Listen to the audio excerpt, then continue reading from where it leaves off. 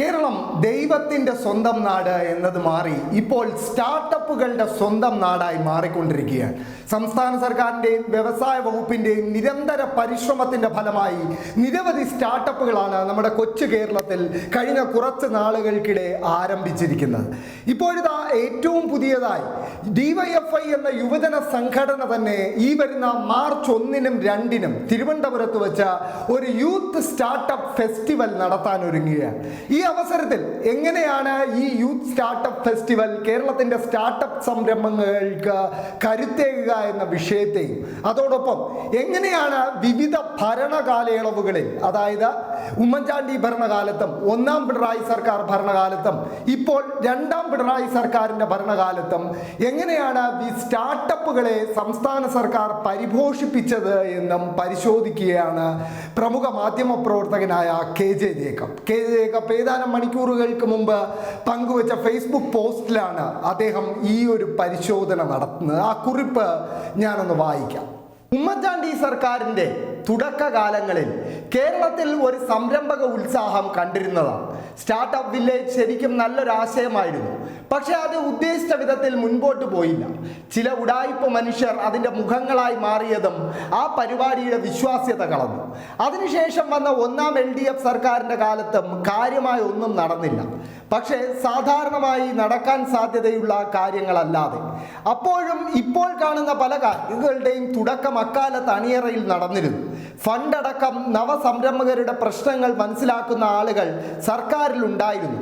അവർ സഹായിച്ച പല സംരംഭങ്ങളുമാണ് പിന്നീട് പച്ച പിടിച്ചത്.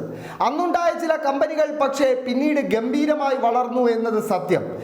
ജെൻ റോബോട്ടിക്സ് ഉദാഹരണമാണ്. 2-ാം LDF സർക്കാരിൻ്റെ കാലത്ത് കഥയ്ക്ക് മാറ്റമുണ്ട്. ലോകം മാറുന്നതനുസരിച്ച് നാടും മാറുന്നുണ്ട് എന്നൊരു തോന്നൽ ആളുകൾക്കുണ്ട്. സംരംഭക വർഷം പരിപാടി ഒരു ഗെയിം ചേഞ്ചർ ആയിരുന്നു. കൊച്ചു കൊച്ചു സ്റ്റാർട്ടപ്പ് കമ്പനികൾ അവിടെയായി പൊട്ടിമുളച്ചുകൊണ്ടിരിക്കുന്നു. പലതും സ്വാഭാവികമായി തീർന്നു പോകുന്നു. ചിലതൊക്കെ ദുരിതഘട്ടം കഴിഞ്ഞ് മുന്നേറുന്നു. ഇപ്പോൾ പല ക്യാമ്പസുകളിലും സ്റ്റാർട്ടപ്പുകൾക്ക് കുറച്ച് സ്ഥലം മാറ്റിവെക്കാൻ അധികൃതർ തയ്യാറാകുന്നു. സർക്കാർ പല വിധത്തിലും സഹായിക്കാൻ തയ്യാറാകുന്നു. നൂലാമാലകൾ പലതും ഒഴിവാകുന്നു. അയ്യോ, പിള്ളേരെല്ലാം പേടിച്ച് നാടുവിടുവാണേ എന്നും ഇവിടെ എങ്ങനെയാണ് മനുഷ്യർ ജീവിക്കുന്നത് എന്നുമുള്ള അലമുറകൾ ഒരു ഭാഗത്ത് നടക്കുമ്പോഴും ഒരു കൈ നോക്കാമെന്ന് തോന്നാവുന്ന ഒരു സംവിധാനം മെല്ലെ ഉരുവാകുന്നു. കേരളം മെല്ലെ മാറുന്നുണ്ട്. ലിറ്ററേച്ചർ ഫെസ്റ്റിവലുകൾ വായനയുടെയും ചിന്തയുടെയും ഒരു ലോകമുണ്ടെന്ന് മനുഷ്യരെ ഓർമ്മിപ്പിക്കുന്നുണ്ട് എന്നാണ് എൻ്റെ ഒരു തോന്നൽ. മണൽ കൊണ്ട് കയറു വിരിക്കുന്ന അന്തിച്ചർച്ച മാത്രമല്ല, മനുഷ്യർ സീരിയസ് ആയി വർത്തമാനം പറയുന്ന പരിപാടിയും ഉണ്ടെന്ന് ഒരു തോന്നലെങ്കിലും വരണ്ടേ? അതുപോലെ നമ്മുടെ നാട്ടിലെ സ്റ്റാർട്ടപ്പുകളെ പറ്റി, അതിൻ്റെ ഗുണദോഷങ്ങളെപ്പറ്റി, പ്രശ്നങ്ങളെപ്പറ്റി, പരിഹാരങ്ങളെയൊക്കെ പറ്റി നമ്മുടെ സമൂഹം കുറച്ചുകൂടി അറിയേണ്ടതുണ്ട്. പല കാര്യങ്ങളും ഇനിയും വ്യക്തത വരേണ്ടതുണ്ട്.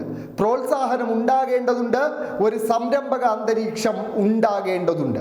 ആളുകൾ സംരംഭകത്വത്തെ പറ്റി പറയണം, പരസ്പരം സംവദിക്കണം. അറിവുള്ള പരിചയമുള്ള ആളുകൾ അത് കേൾക്കണം. അവർ എതിരഭിപ്രായം പറയണം.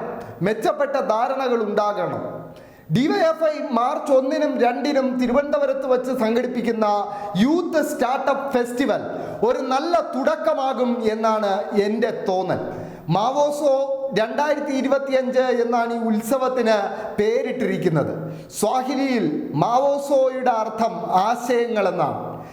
പിച്ചിങ് മത്സരങ്ങൾ, വർക്ക്ഷോപ്പുകൾ, വിദഗ്ധരുടെ സംഭാഷണങ്ങളും പാനൽ ചർച്ചകളും വിവിധ സ്റ്റാർട്ടപ്പ് ഉൽപ്പന്നങ്ങളുടെയും സേവനങ്ങളുടെയും പരിചയപ്പെടുത്തുന്ന എക്സിബിഷൻ ബൂത്തുകൾ എന്നിവ 2 ദിവസമായി നടക്കുന്ന ഫെസ്റ്റിവലിൻ്റെ ഭാഗമായി ഉണ്ടാകും. പിച്ചിങ് മത്സരത്തിൽ തിരഞ്ഞെടുക്കപ്പെടുന്ന ആദ്യ 5 ടീമുകൾക്ക് 500,000 രൂപ വീതം സമ്മാനം ലഭിക്കും. കേരളത്തിൽ ജീവിക്കാൻ വയ്യേ, ഓടിപ്പോണേ എന്ന കരച്ചിൽ, പാർട്ടി ഇല്ലെങ്കിൽ ഇവിടെ എന്താണ് നടക്കാൻ സാധ്യത എന്നറിയണമെങ്കിൽ വെബ്സൈറ്റിൽ പോയി 100 രൂപ മുടക്കി രജിസ്റ്റർ ചെയ്യാം. പോയി കാണാം. എന്നിട്ട് നിൽക്കണോ പോണോ എന്ന് തീരുമാനിക്കാം. PS, ഇന്നുകൂടി മാത്രമേ രജിസ്ട്രേഷൻ ഉള്ളൂ എന്നറിയുന്നു. വെബ്സൈറ്റ് കമൻറ്റ് ബോക്സിൽ കൊടുത്തിട്ടുണ്ട്. ഇതാണ് KJ ജേക്കബിന്റെ ആ പോസ്റ്റ്. എന്തായാലും കൃത്യമായൊരു കാര്യമാണ് അദ്ദേഹം പറയുന്നത്. ഒരു യുവജന സംഘടന തന്നെ ഒരു യുവ സ്റ്റാർട്ടപ്പ് ഫെസ്റ്റിവലിന് തുടക്കം കുറിക്കുന്നു എന്ന് പറയുന്നത് ഏറെ അംഗീകരിക്കപ്പെടേണ്ട ഒരു വസ്തുത തന്നെയാണെന്ന് പറയേണ്ടിയിരിക്കുന്നു. കാരണം കേരളം ഒരു സ്റ്റാർട്ടപ്പുകളുടെ സ്വന്തം സംസ്ഥാനമായി മാറിക്കൊണ്ടിരിക്കുകയാണ്. കഴിഞ്ഞ വർഷമാണ് കേരളം ഇന്ത്യയിലെ മുഴുവൻ സംസ്ഥാനങ്ങളുടെ പട്ടികയിൽ വ്യവസായ സൗഹൃദ സംസ്ഥാനങ്ങളുടെ കാര്യത്തിൽ ഒന്നാമതെത്തുന്നത്. അത് വ്യവസായ വകുപ്പിന്റെയും കേരള സംസ്ഥാന സർക്കാരിന്റെയും ഒരു വികസന നേട്ടം തന്നെയായി എടുത്തു കാണിക്കേണ്ടിയിരിക്കുന്നു. അതിന്റെ ഭാഗമായി നിരവധി സ്റ്റാർട്ടപ്പുകളാണ് നമ്മുടെ സംസ്ഥാനത്ത് ഇതിനോടകം ആരംഭിച്ചു കഴിഞ്ഞത്. ആ സ്റ്റാർട്ടപ്പുകൾക്ക് കൂടുതൽ കരുത്തേകുന്ന ഒരു സമീപനമാണ് DYFI എന്ന യുവജന പ്രസ്ഥാനത്തിൽ നിന്നും ഉണ്ടാകുന്നത് എന്ന് പറയേണ്ടിയിരിക്കുന്നു.